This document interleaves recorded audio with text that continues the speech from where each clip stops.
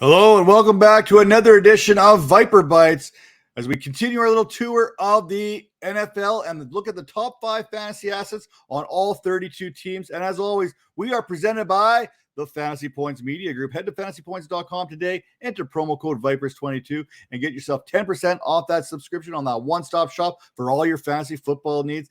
Now let's talk about the New York Jets. Jets, Jets. Starting with Elijah Moore, Dynasty wide receiver, 18 currently. Moore finished with 538 receiving yards last season, with 207 of them coming after contact. So you can see how dangerous Moore can be once the ball is in his hands. For example, from weeks 8 to 13, Moore would go on to record 34 receptions for 479 receiving yards, averaging 18.9 fantasy points per game over that stretch until a hamstring injury from earlier on in the season finally caught up to him.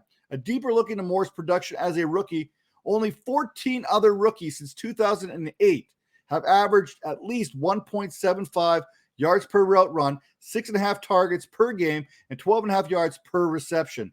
Moore would finish 2021 with 43 receptions in a total of 11 games. If he can continue to average 12.5 yards per reception, and you have to figure with his ability to pick up yards after the catch, then an 80 reception season in 2022 should have him join the 1,000-yard club very soon. Next up for the Jets, how about one of their top draft picks here in running back Breese Hall? Right now, Breese Hall in Dynasty is going way too low. We're talking about a guy who has the potential to be a top 3 running back. Now, Hall's college profile is one of the best ever. 98th percentile speed score. His burst score was in the 94th percentile. And his college dominator, guess what? 95th percentile. So you can see why, even with Michael Carter in town, why the Jets decided to select Breece Hall when he fell to them. Breece Hall is a prototypical running back that every team is in search of. That workhorse back that you want not only on your NFL team, but you want on those fantasy squads. You saw what he did at Iowa State. He put up 200 plus touches in each of those seasons there. He put up over 1,100 scrimmage yards. You know he can get the job done, and you know he can handle a huge workload.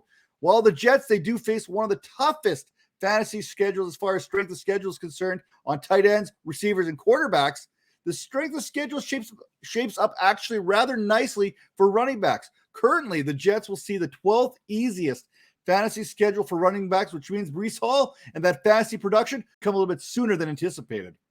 Now, looking at Breece Hall, running back mate here, Michael Carter. He's going off the board there somewhere around RB31 in most dynasty leagues currently. Don't overthink the Hall stuff too much. If any back can produce with a high-end prospect in the backfield, it's Michael Carter. He's already done it at North Carolina, sharing the backfield with Javonte Williams and still producing back-to-back 1,000-yard seasons to finish off his college career. We saw glimpses of what makes Carter special last season. We also saw times where he looked quite ordinary. While Hall remains the better of the two backs, Carter will not just disappear. Look for Carter to be that change of pace type back in New York who will make the most of his opportunities and give managers a little bit of a flex appeal, so to speak. I mean, Carter's not going anywhere necessarily, but I think Carter's best attribute is his ability and his efficiency within this system. And being able to spell Breece Hall and still give you fantasy production, I like this for both backs moving forward. Now, let's talk about these wide receivers here a little bit here. Again, talking about Garrett Wilson, who was a top 10 selection in the NFL draft here this past season. And have we ever not talked about a top 10 selection as little as we've not talked about Garrett Wilson this season? Many have hyped Elijah Moore, and rightfully so. But Garrett Wilson could end up leading this receiving corps not only in 2022, but beyond that. Wilson has that blend of speed, that catching radius that's going to make him a reliable target for Zack Wilson, especially in that intermediate and deep passing game.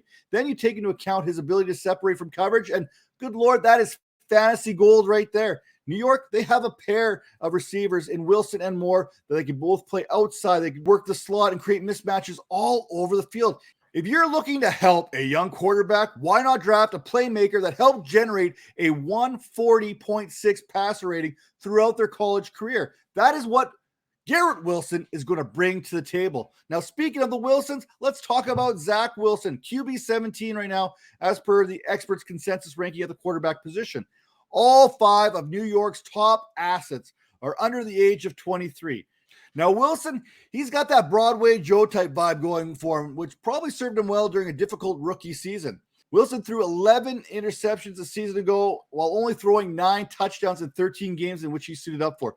Those interception numbers are a little bit misleading, as Wilson did not throw any interceptions over the final few games of the season. Now, Wilson, he did deal with his own series of injuries throughout the season there, and so did his weapons. Michael Carter, Elijah Moore, they both missed time because of injuries.